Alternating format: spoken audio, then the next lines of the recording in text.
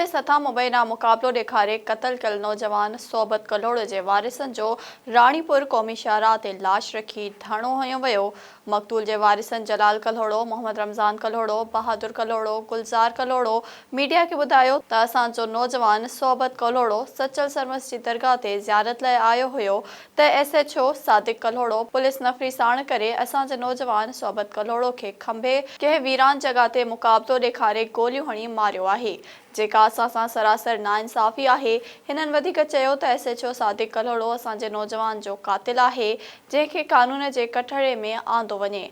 Police हथां क़तल थियल नौजवान सोबत कलोड़ जे खून सां इंसाफ़ न थियो त धरणो जारी रहंदो, जेखां पोइ कलोड़ा बिरादरीअ जे सरदार शाहनवाज़ कलोड़ो सां SSP खैरपुर राब्तो करे इंसाफ़ जी ख़ातिरी कराई ऐं मुबैना पुलिस मुक़ाबिलो ॾेखारे मारिजी वियल मक़तूल सोबत कलोड़ो जे मारिजण वारे मामले जी जल्द इंक्वायरी कराइण जी ख़ातिरी कराई वई, जे बाद राणीपुर क़ौमी शाहराह तां धरणो ख़त्म करे रोड खोलियो वियो। सुई गैस भरिसां ॻोठ अजीब खान दस्तीअ में 9 साला सकीना दस्ती मथां ट्रैक्टर चढ़ी वियो, नींगरी थरे ते फ़ौत थी वई। ईद जूं ख़ुशियूं मातम में तब्दील थी वयूं, संदसि माउ खे बेहोशी जा दौरा पवण लॻा।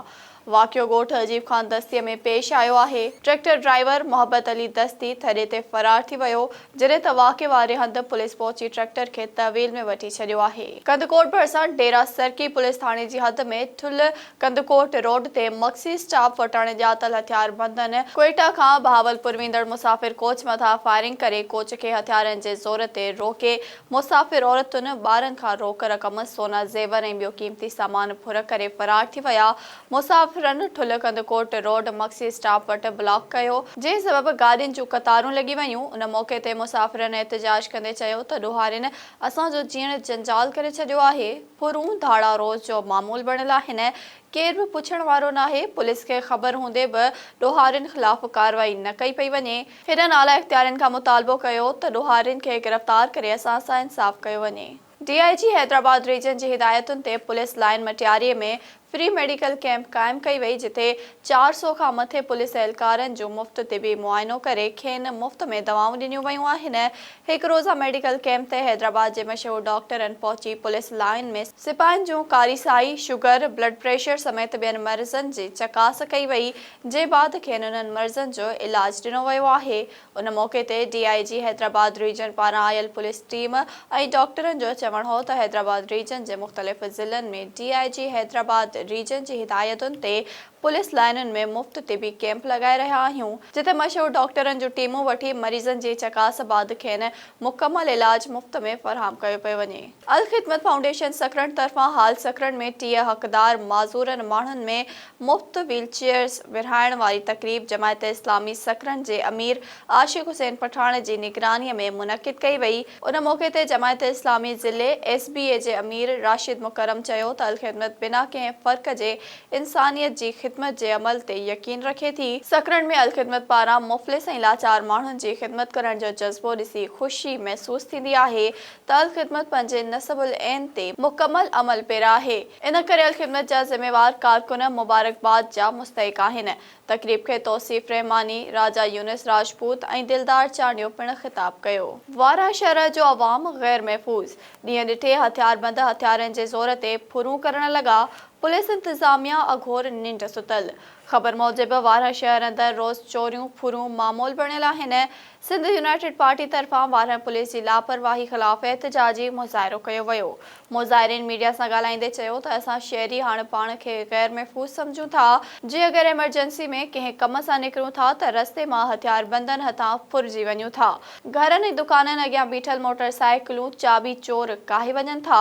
बिना ख़ौफ़ जे पुलिस ऐं चोर पाण में मिलियल आहिनि, तॾहिं त का बि कार्रवाई न पई थिए। एहतिजाज में शिरकत कंदड़ सियासी समाजी अॻवाननि मीडिया सां ॻाल्हाईंदे चयो त वारा शहर मां चांवरनि जे वापारीअ खां रोक 2.5 लख रक़म ऐं काफ़ी मोटरसाइकिलूं फुर थियल ऐं चाबी चोरनि हथां मोटरसाइकिलूं चोरी थियल वापसि कराई वञनि, न त ॿी सूरत में एहतिजाज जो दाइरो वधायो वेंदो। टंडो आदम में SHO सिटीअ जी कार्रवाई, चोरी कंदड़ 4 औरतूं गिरफ़्तार, केस दाख़िल। रिपोर्ट मूजिबि टंडो आदम में SHO सिटी तुफ़ैल भुट्टो जी अॻवानीअ में पुलिस नफ़री ऐं जदीद टेक्नोलॉजी ऐं CCTV जी मदद सां कामयाब कार्रवाई कंदे 3 जून 2023 ते शहर जे शाही बाज़ार में उमर गौरीअ जे किरियाने जे दुकान मां मोहम्मद इरफान वल्द अब्दुल रज़ाक नाले गिराहक जे खीसे मां 1,50,000 रक़म चोरी कंदड़ 4 औरतुनि जो रुकनी गिरोह शहाना खोसो, गुलनाज़ खोसो, रुखसान खोसो ऐं नूर खोसो खे गिरफ़्तार करे वरितो आहे।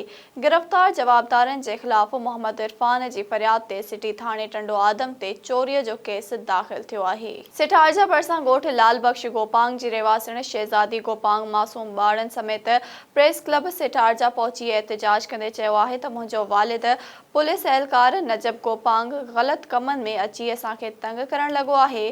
कुझु टाइम अॻु मूंखां 5,000 उधारा वरिता जेके जुआ में हिन हराए छॾिया। नसीराबाद ऐं वारन तालके जे वाहन तोड़े शाखुनि में ज़रई पाणी न पहुतो। अॼु ॿिए ॾींहुं बि नसीराबाद में पाणी जदोजहद कमेटीअ जे सॾ ते पीपी शहीद भुट्टो, क़ौमी अवामी तहरीक, अवामी वर्कर्स पार्टी ऐं आबादकारनि पारां शाह लतीफ़ पब्लिक पार्क में आबपाशी खाते जे कामोरनि ख़िलाफ़ मोहम्मद यूसुफ, इनायतुल्ला तुन्यो ऐं कामरेड इब्राहिम चांडियो जी अॻवाणीअ में अलामती बुख हड़ताल करे एहतिजाज कंदे अॻवाणनि चयो त पहिरीं मई ते अचण वारो ज़रई पाणी अॼु 25 जून ताईं नसीराबाद ऐं वारन तालके जे आर्थरवाह, चिंचणी शाख, खावड़ शाख, मंगियो शाख, बठ शाख, मोंदो वाह, सनड़ो चेलो ऐं ॿियनि वाहन तोड़े शाखनि में ज़रई पाणी नाहे पहुतो, जंहिं करे हितां जे आबादकारनि समेत हर तबिके जो माण्हू परेशान आहे। छो त हितां जे माण्हुनि जे गुज़र सफ़र जो अकेलो ज़रियो ज़रई पाणी आहे।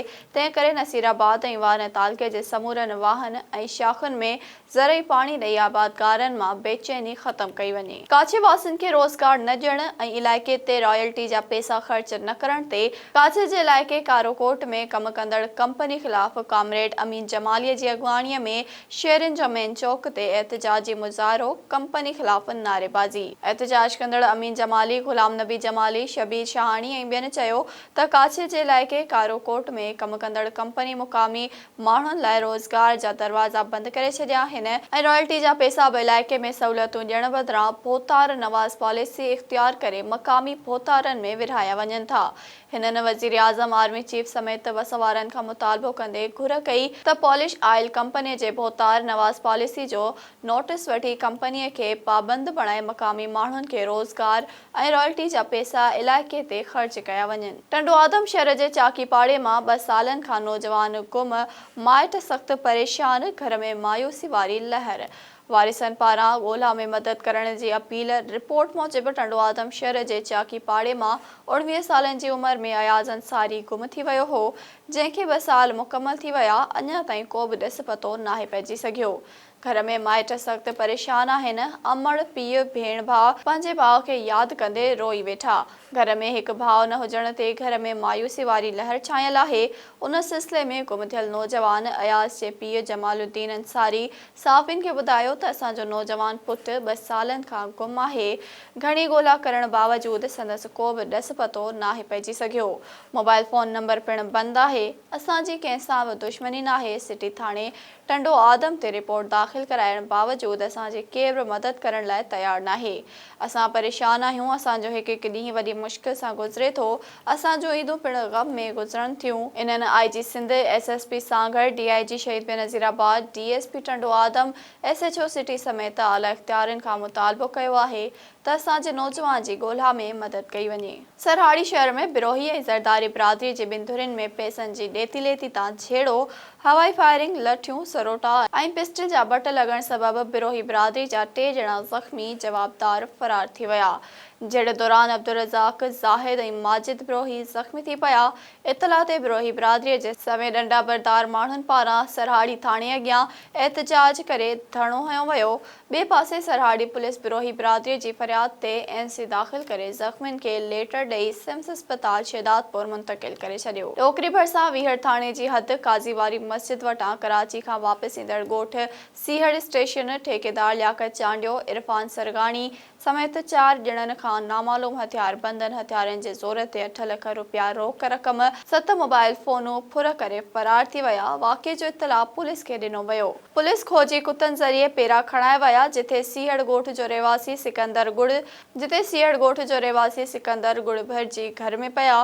पुलिस मुलविस जवाबदारनि खे गिरफ़्तार न करे सघी। हैदराबाद में क़ौमी अवामी तहरीक जे सरबराह अयाज़ लतीफ़ पलीजे जी हिदायत ते सिंध याणी तहरीक ऐं क़ौमी अवामी तहरीक जो मरकजी वफ़द जीनत समो, अल्ताफ़ खासकेली, डॉक्टर अजीज टालपुर, खादिम समो, नुसरत खासकेली जी अॻवाणीअ में शेख भिरकियो भरिसां लॼा लुट बाद फाहो ॾेई क़तल कयल न्याणी निशा कोहलीअ जे वारिसनि पीउ वालजी कोहली ऐं माउ सीमा कोहली ऐं ॿियनि अज़ीज़नि वटि तरे ते पहुची इंसाफ़ लाइ मुकमल क़ानूनी ऐं सियासी मदद जी ख़ातिरी कराई। लॼा लुट बाद क़तल कयल मासूम न्याणी निशा जे माउ सीमा ऐं पीउ वालजी कोहली ॿुधायो त असां ॼाम नवाज़ अली खां मज़दूरीअ लाइ आयासीं त ज़ालिमनि असांजी मासूम न्याणीअ सां लॼा लुट करे उन खे बेदर्दीअ सां क़तल करे छॾियो। असांखे धमकायो पियो वञे, असांखे पैसा न इंसाफ़ घुर्जे। उन मौक़े ते सिंधियाणी तहरीक जे मरकज़ी सदर ज़ीनत समो ॻाल्हाईंदे चयो त जेकॾहिं न्याणियुनि ऐं मासूम ॿारनि जे क़तल केसनि में जवाबदारनि खे सज़ाऊं अचनि हा त मासूम निशा कोहलीअ सां रेप ऐं उन जो क़तल न थिए हा। सिंध में इंसाफ़ बदिरां जरगाई निज़ाम क़ाइमु आहे। अल्ताफ़ खासकेली चयो त सिंध खे न्याणियुनि ऐं मासूम ॿारनि जे मक़तल गाह बणायो पियो वञे। ॾोहारी वॾेरनि ऐं सरदारनि वटि फ़ैसिलनि खां पोइ क़तल केसनि मां आज़ाद थी वञनि था, जंहिं करे मासूम निशा कोहली जहिड़ियूं न्याणियूं महफ़ूज़ न आहिनि ऐं इहे क़तल थी रहियूं आहिनि। निशा कोहलीअ जे जवाबदारनि खे फौरी तौर गिरफ़्तार करे सख़्त सज़ा ॾिनी वञे। हाला वेझो ॻोठ हमज़ो अबड़ो जे रहिवासी ॻोठाणनि पारां ज़रई ज़मीन ते कब्ज़े ख़िलाफ़ एहतिजाजी मुज़ाहिरो कयो वियो। मुज़ाहिरीन जुमन अबड़ो, सोनो अबड़ो ऐं ॿियनि जी अॻवाणीअ में एहतिजाजी मुज़ाहिरो कंदे चयो त असांजे घरनि जे भरिसां खाते वारी ज़रई ज़मीन आहे, जंहिं ते हारपे लाइ भील बिरादरीअ जे माण्हुनि खे आरज़ी रिहाइश लाइ ज़मीन जो टुकड़ो ॾिनो वियो, जंहिं ते हाणे भील बिरादरीअ जा माण्हू कब्ज़ो करे वेही रहिया आहिनि। हिननि ॿुधायो त ज़मीन ते कब्ज़ो करण में इलाइक़े जा वॾेरा ऐं बासर माण्हू शामिल आहिनि, जेके भील बिरादरीअ खे अॻियां करे असांजी ज़मीन ते कब्ज़ो करणु चाहिनि था। हिननि वज़ीर आला सिंध सैयद मुराद अली शाह ऐं ॿियनि खां पुरज़ोर मुतालबो कयो आहे त मामले जो नोटिस वठी ज़मीन तां कब्ज़ो ख़तमु कराए ॾिनो वञे। रोहिड़ी तालुके जी सरकारी अस्पताल में सेखड़ाट जूनियर डॉक्टरियाणियुनि पारां ॻोरहारी औरतुनि जे ऑपरेशनूं करण जो इंकशाफ थियो आहे, जेके इंसानी जानुनि सां खेॾी रहियूं आहिनि।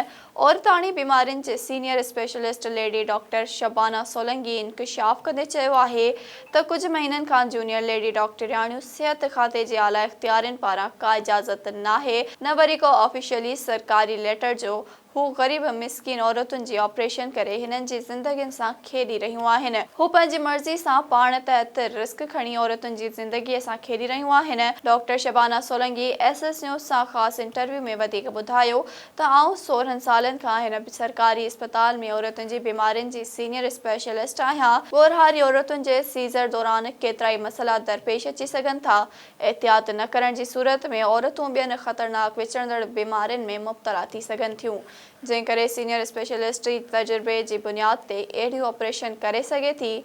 जूनियर सेखराट डॉक्टरियाणियुनि खे को हक़ नाहे त कंहिंजे नुक़सान जो सबबु बणिजनि, जंहिं करे सखर DHO ऐं हितां जे medical superintendent doctor Mumtaz Channo खे नोटिस वठणु घुर्जे।